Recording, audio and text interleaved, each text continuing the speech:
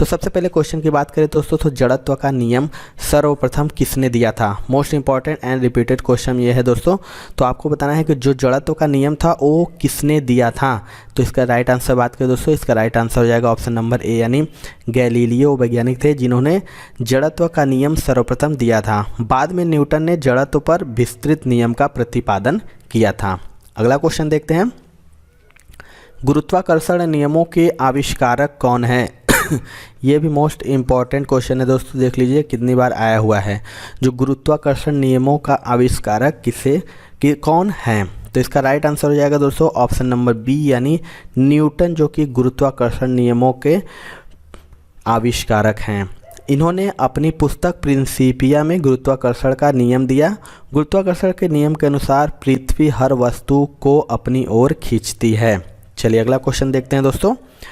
अगला जो क्वेश्चन है दोस्तों, रेखीय संवेग संरक्षण बराबर है। इनमें से आपको बताना है कि जो रेखीय संवेग संरक्षण है वो किसके बराबर है। तो इसका जो राइट आंसर हो जाएगा दोस्तों ऑप्शन नंबर डी हो जाएगा, इनमें से कोई नहीं। अगर हम इसकी बात करें तो रेखीय संवेग संरक्षण निकल कर आता है न्यूटन के द्वितीय तथा तृतीय नियम दोनों के योग से। यानी यह जो न्यूटन के द्वितीय और तृतीय नियम है, इन दोनों के योग से रेखीय संवेग संरक्षण निकल कर आता है। रॉकेट के ऊपर जाने का सिद्धांत भी संवेग संरक्षण पर आधारित है। अगला क्वेश्चन देख लेते हैं दोस्तों, व्यक्ति का भार उस लिफ्ट में अधिक होगा। आपको बताना है कि व्यक्ति का भार उस लिफ्ट में अधिक होगा।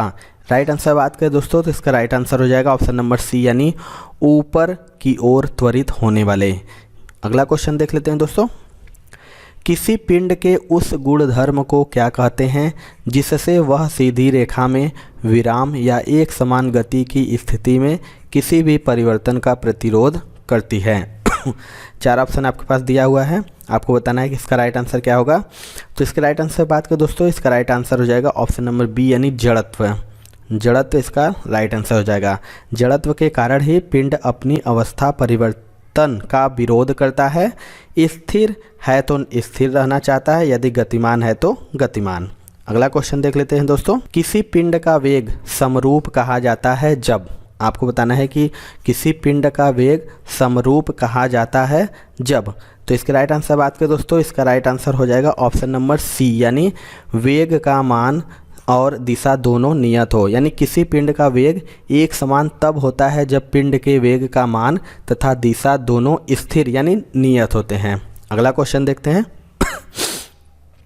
रॉकेट है खाली स्थान के सिद्धांत पर कार्य करता है। यानी रॉकेट किसके सिद्धांत पर कार्य करता है? तो इसका चार ऑप्शन है आपके पास, बताना है कि जो रॉकेट है वो किस सिद्धांत पर कार्य करता है। तो इसका राइट आंसर की बात करें तो इसका राइट आंसर हो जाएगा दोस्तों ऑप्शन नंबर डी, यानी संवेग संरक्षण। रॉकेट जो कि संवेग संरक्षण के सिद्धांत पर कार्य करता है। रॉकेट से गैसें अत्यधिक वेग से पीछे की ओर निकलती हैं तथा रॉकेट को आगे की ओर बढ़ने के लिए आवश्यक संवेग प्रदान करती हैं। चलिए अगला क्वेश्चन देख लेते हैं। अगला जो क्वेश्चन है दोस्तों, एक मछुआरा झील में फंस गया क्योंकि उसके मोटर बोट की मोटर ख़राब हो गई। किनारे तक पहुंचने के लिए उसे क्या करना चाहिए? आपको बताना है कि इनमें से इसका राइट आंसर क्या होगा। तो इसका राइट आंसर बात करें दोस्तों, इसका राइट आंसर हो जाएगा ऑप्शन नंबर बी, यानी उसे इकट्ठा की हुई मछलियों को किनारे से दूर फेंक देना चाहिए। आपको बता दें कि ये संवेग संरक्षण सिद्धांत के अनुसार है कि किनारे से दूर मछलियों को फेंकने पर बोट उसके विपरीत अर्थात किनारे की ओर बढ़ेंगी। अगला क्वेश्चन देख लेते हैं दोस्तों, SHM से गुजरने वाले कण के लिए वेग को विस्थापन के मुकाबले में आलेखन किया जाता है, वक्र क्या होगा? इनमें से बताना है कि वक्र क्या होगा।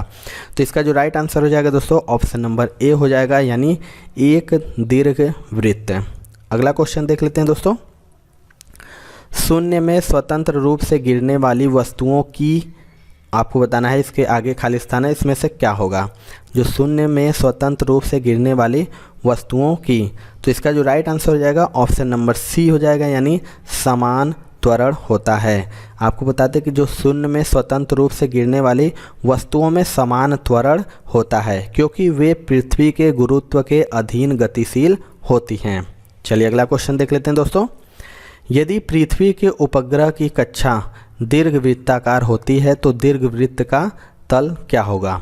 आपको बताना है इनमें से इसका राइट आंसर क्या होगा। तो इसके राइट आंसर बात करें दोस्तों, इसका राइट आंसर हो जाएगा ऑप्शन नंबर सी, यानी पृथ्वी के केंद्र से जाता है। यदि पृथ्वी का कोई भी उपग्रह दीर्घवृत्ताकार कक्षा में घूमेगा तो पृथ्वी का केंद्र कक्षा के एक फोकस पर होगा, अर्थात दीर्घवृत्त का तल पृथ्वी के केंद्र से जाएगा।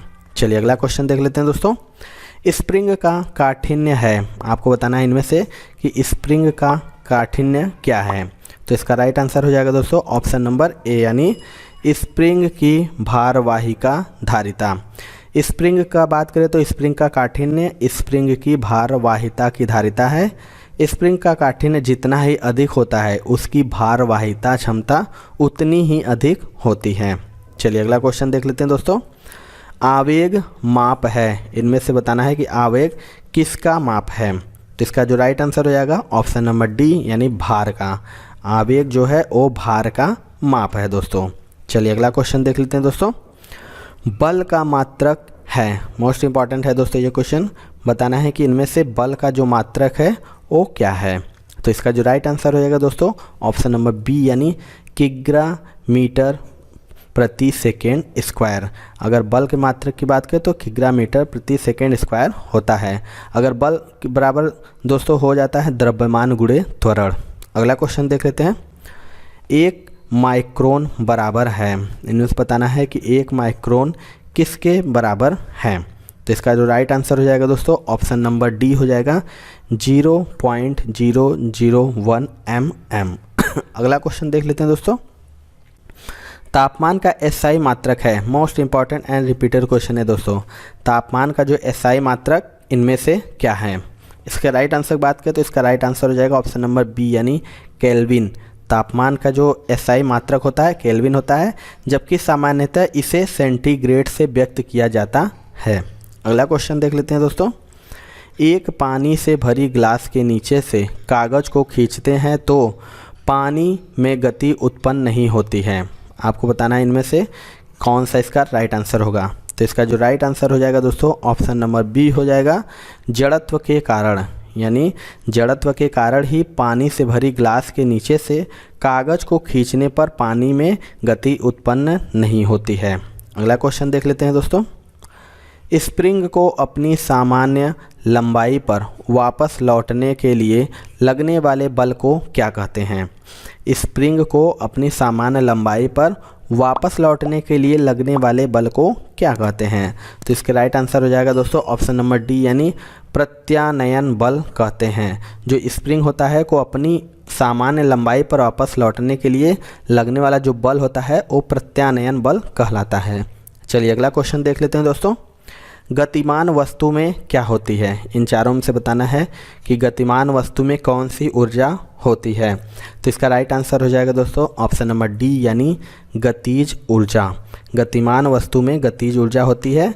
किसी वस्तु या पिंड में उसकी गति या वेग के कारण कार्य करने की क्षमता को गतिज ऊर्जा कहते हैं। एग्जाम्पल की बात करें तो बंदूक से दागी गई गोली में, तोप से छोड़े गए गोले में और चलते हुए वाहन में तथा घूमते हुए लट्टू में उत्पन्न ऊर्जा है। अगला क्वेश्चन देख लेते हैं दोस्तों।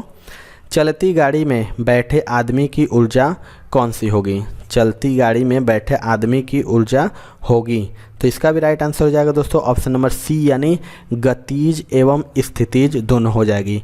यानी जो चलती हुई गाड़ी में बैठे आदमी में गतिज ऊर्जा तथा स्थितिज ऊर्जा दोनों ही होती है। जैसे बैठा हुआ व्यक्ति सीट के सापेक्ष विरामावस्था में रहता है, इसलिए स्थितिज ऊर्जा का, तथा उस व्यक्ति के शरीर के ऊपर का हिस्सा सीट के सापेक्ष गति में रहने से गतिज ऊर्जा का अनुभव होता है। इसीलिए बस में जब चलते हैं तो ब्रेक लगाने पर आगे का हिस्सा झुक जाता है दोस्तों।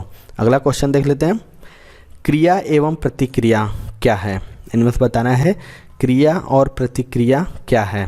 तो इसका राइट आंसर हो जाएगा दोस्तों ऑप्शन नंबर डी, यानी सभी सही हैं। क्रिया एवं प्रतिक्रिया विपरीत दिशाएं रखते हैं, समान परिमाण रखते हैं तथा दो भिन्न विषयों पर कार्य करते हैं। क्योंकि वे एक ही वस्तु पर क्रिया करते हैं तो परिणामी बल शून्य होगा, इसीलिए विकल्प सभी सत्य हैं। चलिए अगला क्वेश्चन देख लेते हैं। जब किसी गतिमान पिंड की गति दोगुनी हो तब लगने वाला समय होगा यदि दूरी अपरिवर्तित रहे। तो इसके राइट आंसर बात करें दोस्तों तो इसका राइट आंसर हो जाएगा ऑप्शन नंबर बी यानी आधा हो जाएगा। अगला क्वेश्चन देख लेते हैं दोस्तों। विभवांतर मापने के लिए प्रयुक्त युक्ति को जाना जाता है। 4 ऑप्शन है आपके पास, इन्हें बताना है कि विभवांतर मापने के लिए किस युक्ति का प्रयोग किया जाता है। इसके राइट आंसर बात करें तो इसका राइट आंसर हो जाएगा ऑप्शन नंबर सी यानी वोल्ट मीटर। वोल्ट मीटर द्वारा ही विभवांतर नापा जाता है। इसके द्वारा किसी स्थिर प्रतिरोध में प्रवाहित धारा के द्वारा विभवांतर का पता लगाया जाता है दोस्तों। अगला क्वेश्चन देख लेते हैं दोस्तों। एंगस्ट्रॉम क्या मापता है? मोस्ट इंपॉर्टेंट ये भी क्वेश्चन है दोस्तों, रिपीटेड क्वेश्चन है, आप देख सकते हैं। एंगस्ट्रॉम से क्या मापा जाता है यानी क्या मापता है, तो इसका भी राइट आंसर हो जाएगा दोस्तों ऑप्शन नंबर बी यानी तरंग दैर्ध्य। एंगस्ट्रॉम से क्या मापा जाता है, तो तरंग दैर्ध्य का मात्रक है एंगस्ट्रॉम। अगला क्वेश्चन देख लेते हैं। लास्ट क्वेश्चन है दोस्तों। टैकोमीटर उपकरण है जिससे मापा जाता है, यानी टैकोमीटर से क्या मापा जाता है, तो इसके राइट आंसर बात करें तो दोस्तों इसका राइट आंसर हो जाएगा ऑप्शन नंबर डी यानी चाल, स्पीड। टैकोमीटर एक उपकरण होता है जिससे हम किसी वाहन की चाल या स्पीड को नापते हैं, इसे आरपीएम भी कहा जाता है। तो ये थी दोस्तों आज की वीडियो। आपको वीडियो कैसा लगा? अगर आपको वीडियो पसंद आया होगा दोस्तों एक लाइक जरूर करिएगा। चैनल पे हमारे नए हैं तो चैनल को जरूर सब्सक्राइब करके बेल आइकन दबा लीजिएगा, क्योंकि हम कोई भी वीडियो डालेंगे उसका नोटिफिकेशन आपको ज़रूर मिलेगा।